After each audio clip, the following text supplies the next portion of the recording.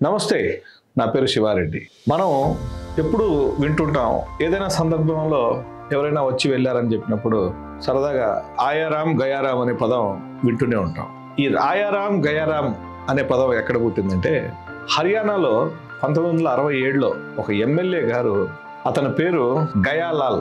అతని పేరు ఈ గయాలాల్ గారు చేసిన ఒక ప్రత్యేకమైన పని ఏంటంటే 15 రోజుల వ్యవధిలో 3 రాజకీయ పార్టీల్లో తన ప్రయాణం సాగిస్తాడు. అంటే కాంగ్రెస్ పార్టీ నుంచి జనతా పార్టీలోకి, మరో వారం రోజుల తర్వాత జనతా పార్టీలోంచి కాంగ్రెస్ పార్టీలోకి, మళ్ళా వారం రోజుల తర్వాత మళ్ళీ బ్యాక్ టు సేమ్ పార్టీ. ఈ విధంగా కేవలం 15 రోజుల వ్యవధిలో తను చేసినటువంటి ఈ రాజకీయ ప్రయాణాన్ని భారతదేశం ఆనాటి నుండి ఆయారాం గయారాం అనేటటువంటి ఒక చిన్న సరదా మాటతో అప్పుడప్పుడు మాట్లాడుకుంటుంటారు. సరే, ఈరోజు దాని విషయం ప్రత్యేకంగా ఎందుకు చెప్పుకోవాల్సి వచ్చిందంటే, గత 7-8 సంవత్సరాలుగా భారతీయ క్రికెట్ క్రీడలో అందున తెలుగువాడైనటువంటి మన అంబటి రాయుడు గారు తను ఇంకా రాజకీయంలోకి రాలేదు, ఎక్కడ రాజకీయ పదవులు అనుభవించలేదు. అయినా కూడా ఇంతలోనే ఆయారాం గయారాం అనేటటువంటి ఒక మంచి మాటకు సరైన సూటైన వ్యక్తిగా మనం తనని గుర్తించడం జరిగింది. ఎలా అంటే, అర్ధాంతరంగా తన క్రికెట్ చరిత్రకు ముగింపు పలికినటువంటి అంబటి రాయుడు తదనంతర కాలాల్లో రాజకీయంలోకి రావాలని, ఆ రాజకీయ కాంక్షతో ప్రజలకు సేవ చేస్తానంటూ వైఎస్ఆర్సీపీ పార్టీలో చేరడం జరిగింది. చేరిన 10 రోజులైనా గడవక ముందే ఏం జరిగింది అంటే అది మరి సపరేట్ చర్చ. తను కోరిన స్థానం రాలేదా, తను కోరిన పదవి రాలేదా, లేదా తను కోరినట్టు జగన్మోహన్ రెడ్డి వ్యవహరించాడో లేదో తెలియదు, కానీ వెంటనే తను వైసీపీ పార్టీకి రాజీనామా చేస్తారని చెప్పడం జరిగింది. ఆ చెప్పిన 2 రోజులు గడవక ముందే మరో మాట, పవన్ కళ్యాణ్ జనసేనలో చేరడానికి సిద్ధమైనట్టుగా సంకేతాలు ఇవ్వడం. సో ఈ సందర్భంగా ఆయారాం గయారాం అనేటటువంటి వ్యాఖ్యానాన్ని ఇతనికి సరిపోతుందనే విధంగా జస్ట్ అలా చెప్పడం జరిగింది. ఓవరాల్గా చెప్తే, గత కొంతకాలంగా ఆంధ్రప్రదేశ్లో రాజకీయ వాడి వేడి చర్చలు మొదలయ్యాయి.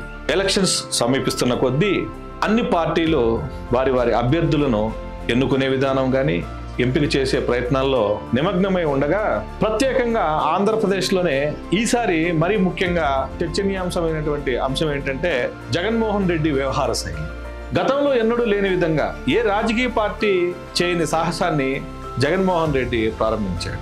జగన్మోహన్ రెడ్డి గారు రాబోయే ఎలక్షన్స్లో కంటెస్ట్ చేయబోయే అభ్యర్థులను ఫైనల్ చేయడము, అభ్యర్థిత్వాన్ని కొత్తగా ఇచ్చే పరిస్థితుల్లో మీకు ఇవ్వలేదని చెప్పే సాహసం నేరుగా చేయడం. మరీ స్పెషల్ ఏంటంటే, జగన్మోహన్ రెడ్డి గారి స్పెషల్ ఏంటంటే, పిలిచి నీకు సీట్ ఇవ్వలేదు, దయచేసి మీరు సహకరించండి, రానున్న కాలంలో మీకు మంచి పోర్ట్ఫోలియోస్ కానీ లేదా పార్టీకి సంబంధించినటువంటి ప్రధానమైనటువంటి అంశాల్లో మీకు ముఖ్యమైన పాత్రను ఉండేలా చూస్తారని భరోసా ఇచ్చినప్పటికీ, సాధారణంగా ఏ శాసనసభ్యుడో ఏ పార్లమెంటు సభ్యుడో కావాలనుకునేటటువంటి ఏ వ్యక్తి కూడా మీరు కంటెస్ట్ చేయట్లేదు, మీకు నేను సీట్ ఇవ్వట్లేదని చెప్తే రాజకీయ కాంక్ష, రాజకీయ కోరిక బాగా తలకెక్కినటువంటి వ్యక్తికి మింగుడు పడుతుందంటారా?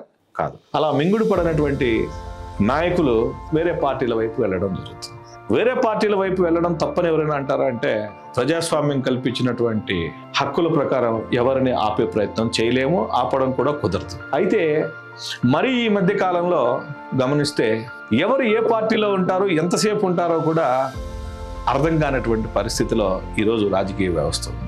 గతంలో గమనిస్తే సుదీర్ఘమైనటువంటి 75-80 సంవత్సరాల స్వాతంత్ర తర్వాత ఎంతో మంది ఈ దేశానికి సేవ చేయడం జరిగింది. అందున రాష్ట్రానికి, ప్రత్యేకంగా ఆంధ్రప్రదేశ్కి దాదాపు 10ల సంఖ్యలోనే ముఖ్యమంత్రులు రావడం జరిగింది.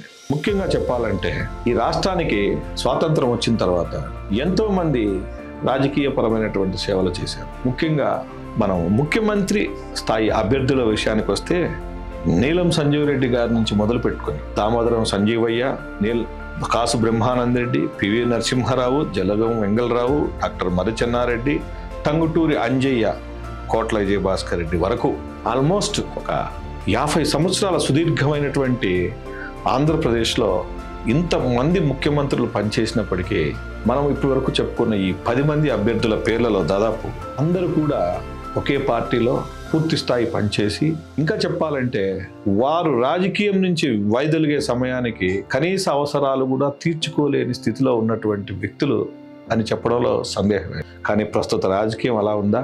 పూటకో పార్టీ, రోజుకో మాట. ఎప్పుడు ఎక్కడ ఉంటారో తెలియదు. పొద్దున్నే జగన్మోహన్ రెడ్డి పార్టీలో ఉంటారు. అక్కడ వారికి ఏదైనా అసౌకర్యం కలిగి, వారికి ఏదైనా అనుకున్నది కాకుండా వేరేటటువంటి ప్రపోజల్ ఉంటే వెంటనే పార్టీ మారిపోతారు. పార్టీలు మారడం సులువైన విషయమే, కానీ అసలు ప్రజలు వీళ్ళను ఎందుకు అంగీకరించాలి? ప్రజలు రాజకీయ పార్టీలు సైద్ధాంతికంగా ఏర్పడినవని మర్చిపోయారా? ప్రజలకు సైద్ధాంతికంగా ఈ పార్టీ అయితే ఇలాంటి విధానాలు అవలంబిస్తుంది, ఆ పార్టీ అయితే అంటే కమ్యూనిస్టులకు ఒక సిద్ధాంతం ఉంటుంది, కాంగ్రెస్కి ఒక సిద్ధాంతం ఉంటుంది, జనతా పార్టీకి ఒక సిద్ధాంతం. వారి వారి సిద్ధాంతాలు, వారి వారి ఆలోచనలు, వారి వారి ఎజెండాల మీదనే రాజకీయ పార్టీలు ఉంటాయి. కానీ ప్రస్తుతం అలాంటివేవీ లేదనే చెప్పచ్చు. బీజేపీ పార్టీ ప్రాంతీయ పార్టీ అయినా తెలుగుదేశంతో జతకడుతుంది, అవసరమైతే బీజేపీ పార్టీ వైసీపీతో జతకడుతుంది, కమ్యూనిస్టులతో కూడా జతకడుతుంది. ఎవరితో అయినా అంటే ఓవరాల్గా చెప్పాలంటే అధికారమే పరమావధిగా ఈ రాజకీయ పార్టీలు ఎలాగైతే వ్యవహరిస్తున్నాయో పార్టీలోని అభ్యర్థులు కూడా అదే రకమైనటువంటి తీరును ప్రదర్శిస్తున్నారు. చివరగా ఈ మొత్తం అభ్యర్థులు కలిసి ప్రజలకు ఏం సేవ చేస్తున్నారంటే ప్రజలే గమనించాలి వారు ప్రజలకు ఏ రకమైనటువంటి సేవలు చేస్తున్నారనేది. ప్రజాసేవే కర్తవ్యంగా రాజకీయాల్లోకి వచ్చిన వ్యక్తి ప్రజాసేవ చేస్తున్నాడా లేదా తన పదవే పరమావధిగా పార్టీలు మారుతున్నాడా అనేది కూడా ప్రజలు స్పష్టంగా గమనించాలి. మరీ ముఖ్యంగా ఈ పార్టీలు మారే విధానంలో కనీస విలువలు కూడా లేకుండా రాత్రికి రాత్రే పార్టీలు మారిపోవడాన్ని కూడా ప్రజలు గమనించాలి. ప్రజలారా గమనించండి, మనం ఎవరికి ఓటేస్తున్నాం, ఎందుకు ఓటేస్తున్నాం, ఏం ఆశించి ఓటేస్తున్నాం, ఆశించిన ఫలితం దక్కుతుందా లేదా. ఇలా అవకాశాల కోసం కేవలం పదవుల కోసం మారే వాళ్ళకి ఓట్లేసి ఏదో తన వాడనో, తన వర్గం వాడనో, తన వర్ణం వాడనో, లేకపోతే తన మతం వాడనో మీరు ఓట్లేస్తే మీకు అందేది ఏంటి తర్వాత? దయచేసి గమనించండి. రాత్రికి రాత్రి పార్టీలు మారే వాళ్ళని కానీ, రాత్రి రాత్రి గుర్తులు మార్చే వాళ్ళను, జెండాలు మార్చే వాళ్ళను ఒక కంట కనిపెడుతూ ఉండండి. మీకు ఎవరైతే సరైనటువంటి సేవ చేస్తారో, ఎవరైతే చెప్పిన మాటకు కట్టుబడి ముందుకు వెళ్తారో, ఎవరైతే తన పద్ధతిది, తను ఇంతే, నేను ప్రజాసేవకే వచ్చాను, మీకోసమే ఉంటాను, మీతోనే ఉంటానన్న వాళ్ళకు ఓట్లేస్తారు. నిర్ణయించుకోండి, సరైన వ్యక్తికి ఓటు వేయండి, ప్రజాస్వామ్యాన్ని కాపాడండి. ప్రజాస్వామ్యంలో ఎలక్షన్ విధానాన్ని గౌరవంగా ఉండే విధంగా చూడండి. Thank you friends. నా వీడియోని లైక్ చేయండి, షేర్ చేయండి, కామెంట్ చేయండి. దయచేసి సబ్స్క్రైబ్ చేసుకోకపోతే సబ్స్క్రైబ్ చేయండి. Thank you. ఎలక్షన్స్ వాతావరణంలో మరొక ప్రధానమైనటువంటి అంశం ఏంటంటే పార్లమెంటు మరియు శాసనసభ ఎన్నికలు దగ్గరగా ఉన్న సందర్భంగా మరొక ముఖ్యమైనటువంటి చర్చ చేయాలనిపించింది. ఏంటంటే ఓటు ఎవరికి వేయాలి, ఓటు ఎవరికి వేస్తే మనకు సరైనటువంటి న్యాయం జరుగుతుంది, సరైన పాలన అందుతుందో నెక్స్ట్ ఎపిసోడ్లో చర్చిద్దాం, పూర్తి కూలంకుషంగా మాట్లాడుకుందాం. Thank you.